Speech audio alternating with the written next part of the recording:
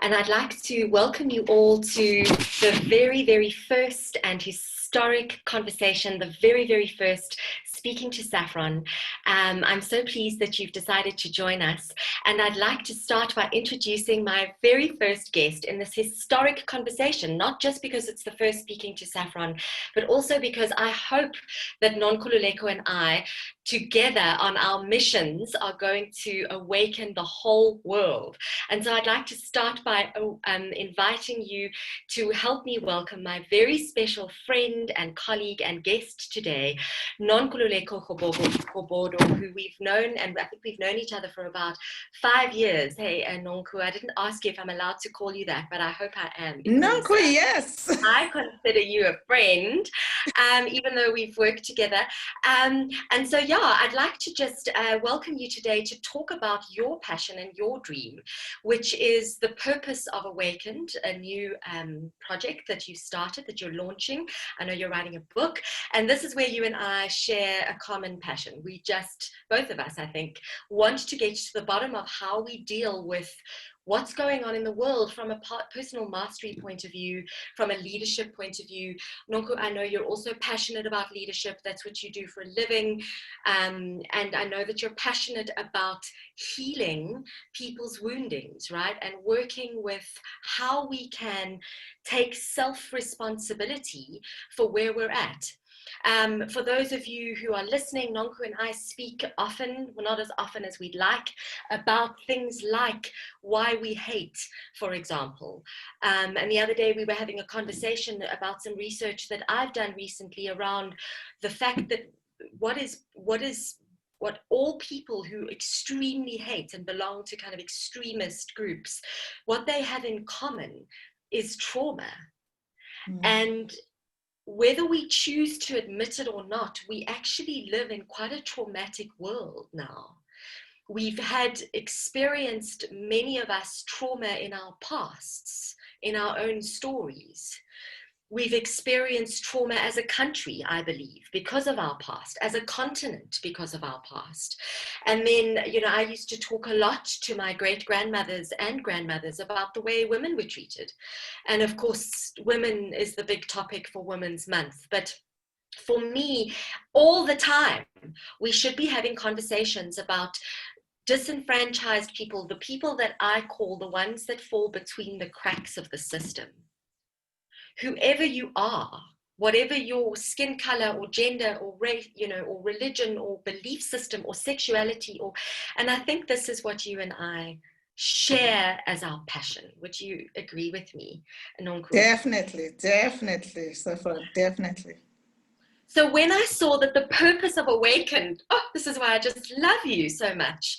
When I saw that the purpose of Awakened and your new project and your book and everything, when we were chatting, is about awakening Black people and women to their true self. I mean, for those of you who know me, you absolutely know that this is my passion, finding out who your true self is. And so, yeah, this is why, for me, I thought it was the perfect synergy and the perfect way to launch Speaking to Saffron. So, hello, Nonku. Everybody, please welcome me, help me welcoming you. And please, if any of you have got questions or comments, and please put them in the chat bar. Charlotte, I see that you've already done that. And I'd love you, please, to just say, how's it? Put your name in the chat bar. Let Nonku and I know who we're talking to. I don't know about you, but I love that connection. Hey, Nonku. And I'm even going to invite you all to give us a power whoosh. That means you go like this in the chat bar if you want to, or of course you could give one of those little signals that Zoom do. I don't know if you can do them on a webinar, but I think you can. I don't know. But anyway, please wish us all the time, support us in our conversation, and most importantly, let us know if you agree with us, if you disagree with us, and let us know your thoughts. Ask us your questions. As I always say, the only question that is a stupid question is one that isn't asked. So may I hand over to you, my dear friend, to tell us about your passion and to tell us about Awakened. Thank you. Wow, Saffron, yeah. I love this woman so much. I've known her for a long time, and when we met for the first time, we just fell in love. So we are passionate about the same things. Just starting about Awakened. You know, Saffron, I got so tired of every Women's Month. We're talking about the same thing over and over again, hashing the same stories, but not moving forward, with no direction of how can we ever resolve this. I'm tired of women complaining about the same things and Black people complaining about the same things as if we are powerless. Because as human beings, we are never powerless. So I said, what can we do to move this conversation forward? And for me, Awakened is a call to action to all Black people and all women to take back their power, to free themselves from limiting beliefs that are socialized by society. So what I'm saying is that, okay, there are social issues, there is prejudice and discrimination in society. It's a big issue. There are many factors around those issues, right? That maybe as an individual, you sometimes feel powerless against. But as Awaken, so I'm saying, let the debate go on. Let the work of removing discrimination in society and the workplace continue. But as Awakened, I want to focus on the individual, because the individual is not powerless.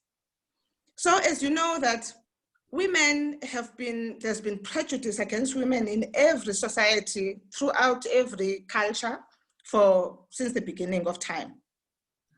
And there have been these myths that have been developed around women, that they are weak, they are inferior, they belong in the kitchen, they can't even manage their own affairs, they can't even vote. You know, those myths have been going on. And as much as we've moved a lot to the 21st century, but they form the fabric of our society. They are still believed. And so when we, as women, we engage in the workplace or in society, we are seen according to those myths. But what I'm saying is that we know that those myths do not define who we truly are as women. So as women, we've been trying to fit into a man's world created by men that we didn't create. If we take the workplace especially, you know, because maybe at home, you may find ways of asserting yourself, but in the workplace, we really walk into a workplace that was created outside of us. So what we're trying to do, we're trying to fit into this box that has been created. And we feel obliged to fit into that box, because if we don't fit, we are rejected, you know? We are not accepted, we are not recognized, we are not listened to, we are not heard. So we try to be something we are not. And as human beings, we excel and are fulfilled when we are our true selves, when we lead from our authentic power, when we use our natural gifts. So the fact that women are not allowed to bring who they truly are in the workplace and who they truly are in terms of their gifting and talents, how can they ever excel? How can they ever make a big difference in the workplace when all the time they are fake, trying to be someone else so that they are acceptable?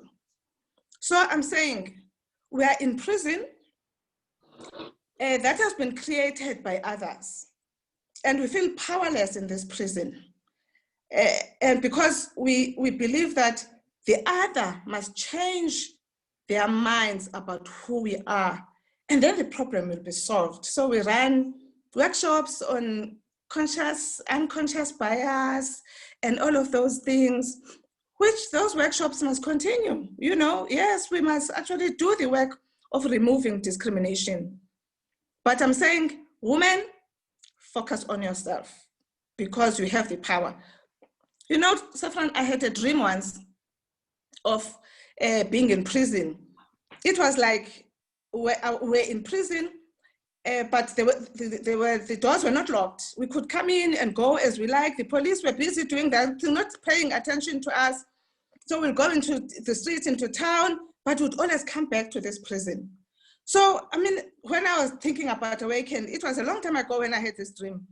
I realized that we're all in prison, but to be honest, no one is putting us in prison. We can move out, we can get out of the prison.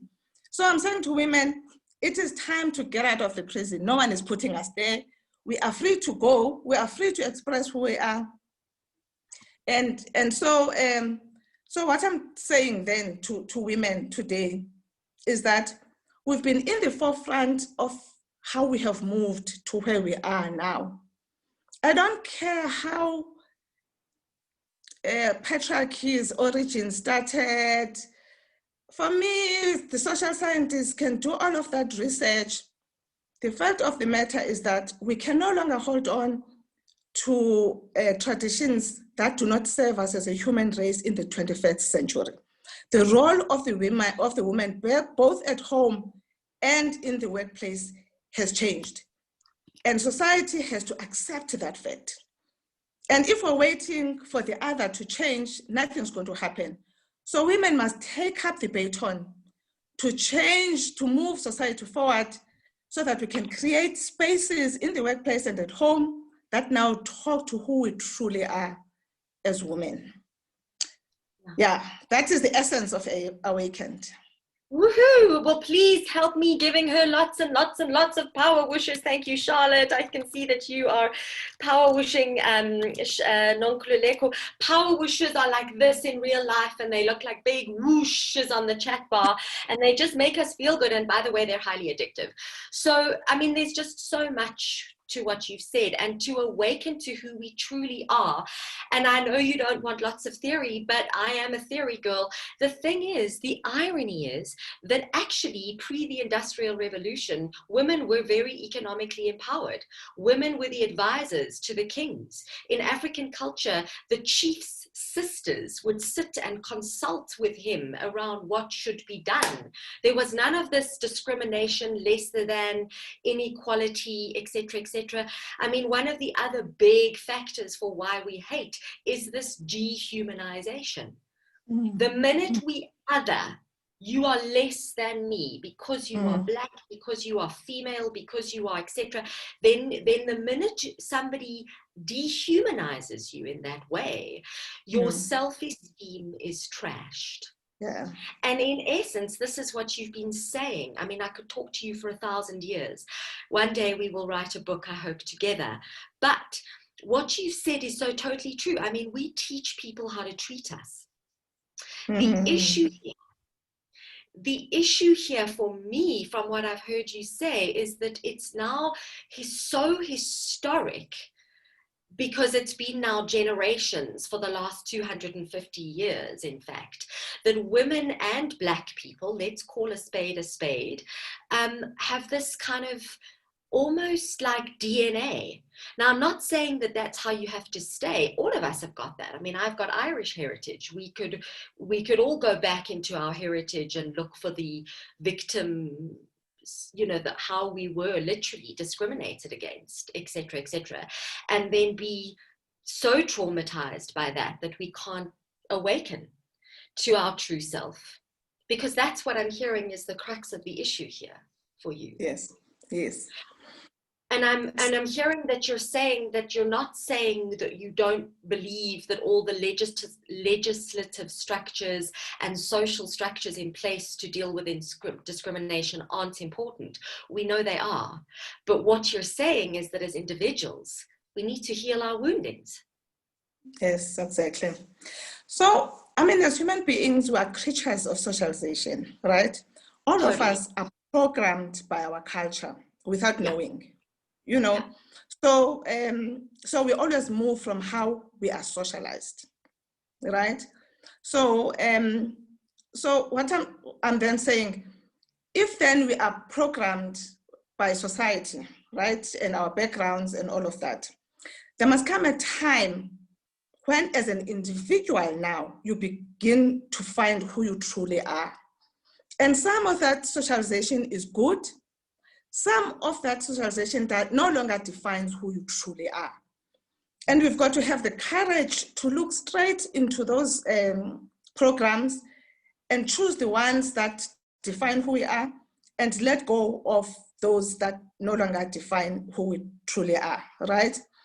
So what I'm saying then is that I was listening to conversations with God, and he was saying, you've got to aim for the greatest vision of the grandest version of who you truly are. And we shrink from that. We shrink from that because we don't think we are worthy. We don't think we are able to do it. It's too big a vision for us. But if you don't take the time to find who you truly are, in the midst of all this socialization, you will never find that greatest vision of who you truly are. And you'll never make the true contribution that you can make in the workplace, at home, and in society. And therefore, what I'm saying is that we need to have that courage. You know, I share all the time when I speak about how I was blessed with the way I was socialized and how I grew up, such that when I started working, first of all, because I went to Black schools and Black universities, and I grew up in the Transkei where there were many Black people who were successful, it never occurred to me that I was inferior as a Black woman until I got into the workplace. By that time, my identity was formed. So my reaction to prejudice and discrimination was, that is not who I am. I know who I am. Your opinions of me do not define me. So I never fought prejudice by fighting against it. I just demonstrated who I was. And soon people realized who I was. I dealt with it by standing up to bullies, and I met both Black males and white male bullies in the workplace. But I always stood up to them because I was confident in who I was, because I was raised by very strong parents who told me that I could be anything I wanted, and I could have anything, be anything I wanted, and I must never allow anybody to tell me that there are things that I couldn't do. So that stayed with me. So all my life, I've had this mission of proving to everyone that there was nothing I couldn't do, which is why I used the opportunity of being a chartered accountant to challenge the status quo in the accounting profession, you know, and establish the 5th largest accounting firm in South Africa, competing with the big 4 firms, because I was like, who says I can't have a big accounting firm because I'm a Black woman, you know? So if you don't create these opportunities for ourselves, if you don't push these boundaries, we are forever going to live in this prison that has been, that we've been socialized by. So I'm just saying, socialization is not a death sentence. No. It's not a death sentence. You know, we can come out of those aspects of socialization that we're not happy with. Yeah. Absolutely. You know, this is why I just adore you. You're just my best thing, because you have, and you've just said so many rich things. I mean, the teacher in me is hoping that everybody listening is taking notes. But essentially what you're saying is exactly what I teach in my programs, which is that it doesn't matter where you've come from. It's about this, where you're going, this big dream. And I often say to my clients, what I think when people say to me that I can't, and I've had that plenty in my life. I remember when I came back from university in Europe in 1999 to South Africa, pretty much all my mother and father's middle-class white friends told me that I was insane because I'd never get a job in South Africa again, because now the Blacks are taking over, you know? So, and I was just like, whatever. So I've always thought to myself, don't make me little because of your fear. Yeah. It's your fear that's putting me down. It's your fear that's telling me as a woman I can't do this. It's your fear telling me I can't learn this at 35 or 45 or 65 or whatever it is. But what you've just said is just exactly the crux of it, and that is having the confidence. Now, you were blessed with clearly extraordinary parents. Yes. And so clearly, I mean, I wish I'd known them. But, you know, not everybody is blessed with that kind of upbringing. And so what we're saying is that most of us actually need to do a bucket load of work around building our confidence, yes, and learning about who we are, Yes. and really embracing our identity for its glory and all the best parts, knowing that I can own. I mean, this is a huge part of my personal mastery program, is owning what I call our superpower, our distinction, that stuff that's going to get people really sticky around us. In other words, they're going to love us, absolutely love us, and fight for our attention. Every leader wants that, right? Or at least if they don't love us, they'll respect what we stand for, because what we stand for is clear. Yes. So for me, it's not only about the woundings and the past and that, it's also about find out who you are. And you just said this is why I love you, is you said so that you know what your contribution is that you can make. It's not a shameful thing to own the best of you and all of that. It's so that you can make the contribution. And this is what kind leadership is. This is my whole freaking mission. We've got to start to look after the collective. It's time. We need to start becoming non-attached. In other words, not getting emotionally tangled up in the past and the stories and the theories, as you said, etc. And actually just stop with the cognitive leadership stuff. With respect, everybody reads the books and goes to the business schools. What we're saying is get into your own self and find out and awaken to who you are. And that will solve a lot of the problems, right? You know, you're quoting me, Saffron, because when I decided that I want to start my own practice, everybody was fearful around me. My father, my father, I had this big job, you know, as an executive, and he was like, how can we leave this job to go and compete with the big accounting firms? And I knew at that time that everyone was expressing their own fear, you know. So I'm not gonna stop pursuing my vision because of their own fears. So we cannot allow other people's fears to shape who we are. But Saffron, you know what you're saying about, you know, hate and kind leadership and all of that. We've got to start by being kind to ourselves. We've got to start to love and respect ourselves. For me, this is what authentic leadership is about, leading from your authentic power. And for me, leading from your authentic power is when you start to love and respect yourself, then it is easy for you to love and respect the other, you know? Yeah. But when you think you're not worthy, how do you expect the other to see you as worthy? When you don't love and respect yourself, how can you expect the other to love and respect you, you know? And I know that it is difficult to love ourselves because we've been taught by society to love the other. You know, as much as I've shared this bold story of how I was prepared by my parents and all of that, you know that I got married when I was very young. I got pregnant at 17 and I got married. My parents were like, that's it, we're getting married, we're not having illegitimate children, which was a relief for me that, okay, this pregnancy thing is solved. But when in my marriage, I was being mentored by my mother-in-law, who was telling me, you know, what kind of a wife a Black woman is supposed to be.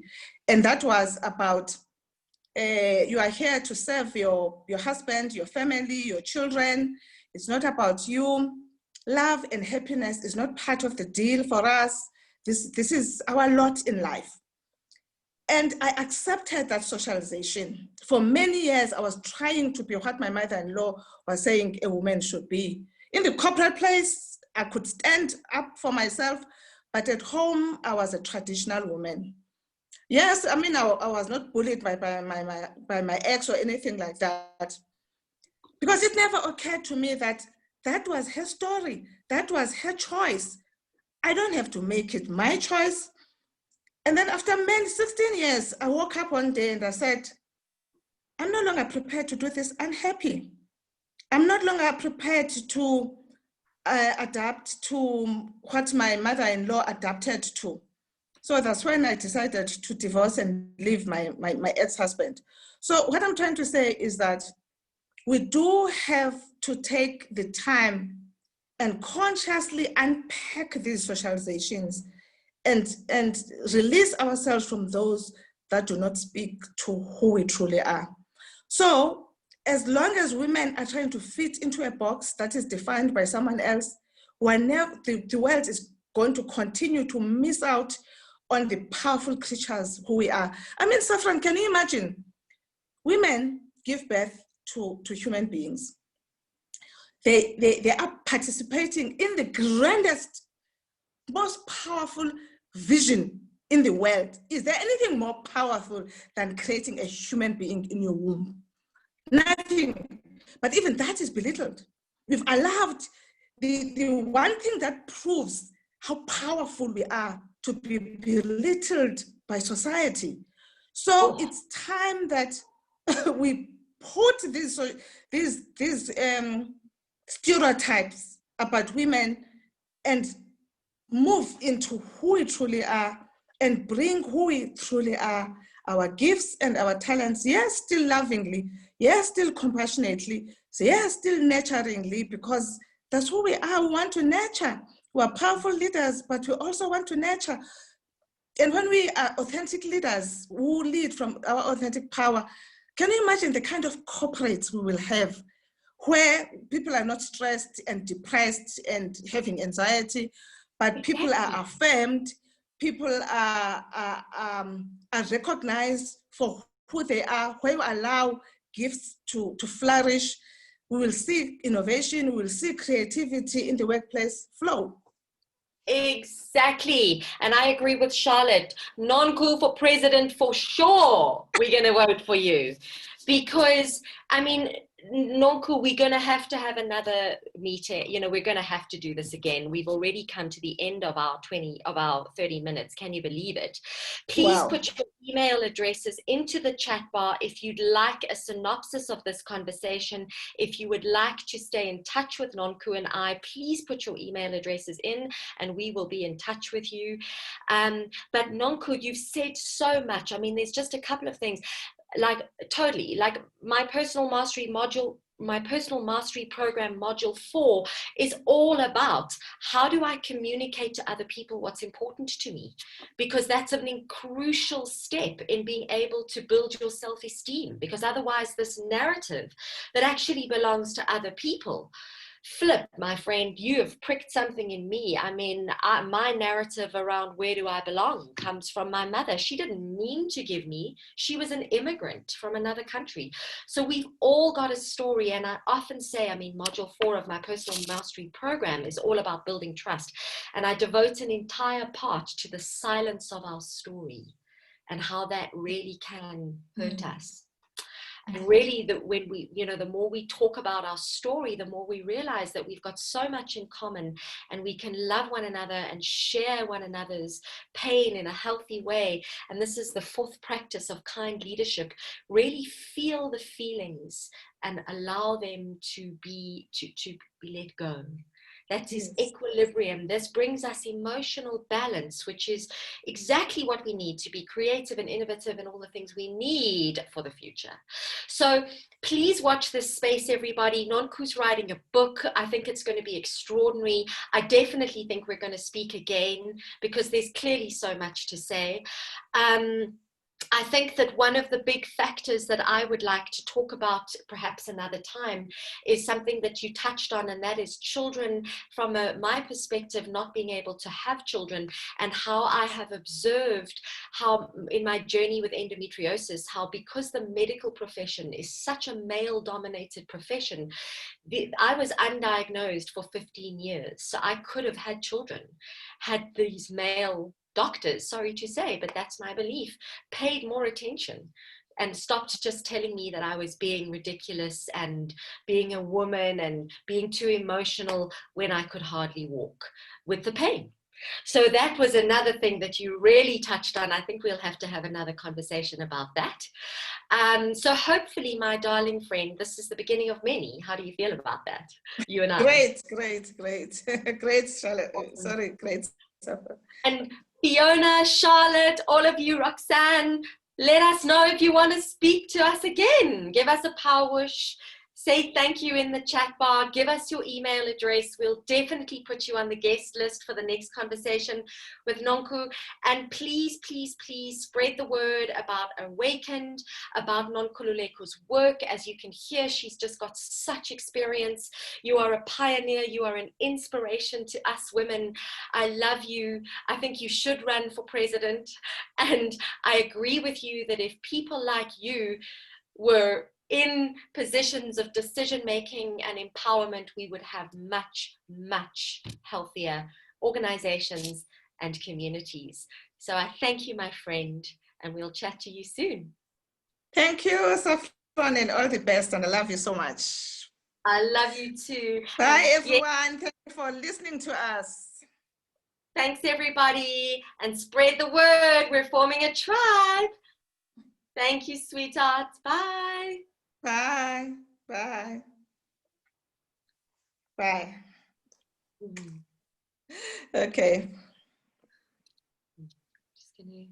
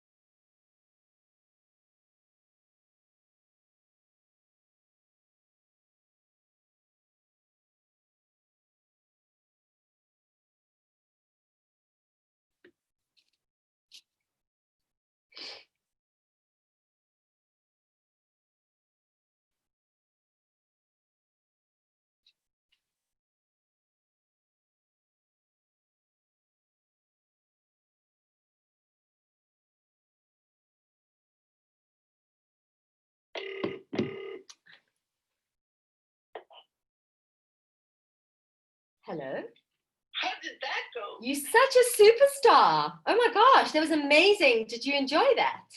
I enjoyed it thoroughly, my friends. I thoroughly enjoyed it, and I think the people were there also enjoyed it. Yeah, thank you. Do you want me to read you some of the comments? Yeah. I'm so excited. I'm going to put this all over social media, and I'm going to send to your daughter to do the same, all right? Okay. Listen to this. Listen to this. Hello, two of my favorite women. Somebody I don't know. This is so true. Yes, limiting beliefs are inherited. Yes, yes, yes, I agree. I feel awakened. I just love this woman. That's somebody else I don't know, talking about you. Congratulations, Nonku, on stepping up against male domination. You are a woman with metal petals. Metal petals. Okay. Proud to be associated with you both, leading with authenticity. Powerful words, Nonku. I got shivers running down my spine. Nonku for president. Wow, I love this. Can I get a copy of this recording, please? The message is so powerful. Awesome, awesome, awesome. Thank you so much. Yes, yes, yes, I agree. Lungile, don't know who Lungile is. This was absolutely brilliant. Nonkululeko, you're amazing. Thank you for doing the work and sharing the insights. Thanks for the platform. Okay, so I think we're on to a good thing, huh? Wow, that's amazing. Yeah, and that's Lungi. Amazing. I think they need this.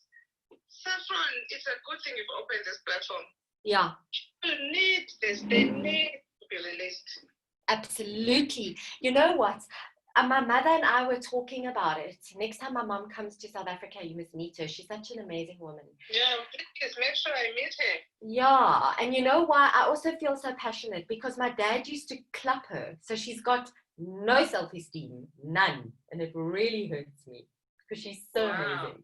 Anyway, so my mother and I were talking, and I was saying to my mom, I want to do like a regular, like a little conversation. And my mother said to me, you know why it'll work? She said to me, when I was bringing you up, me and my friends used to get together every Thursday morning, and we would have coffee, and we would talk about our week, and we would talk about our husbands, and we would talk about our lives, and you guys don't have that.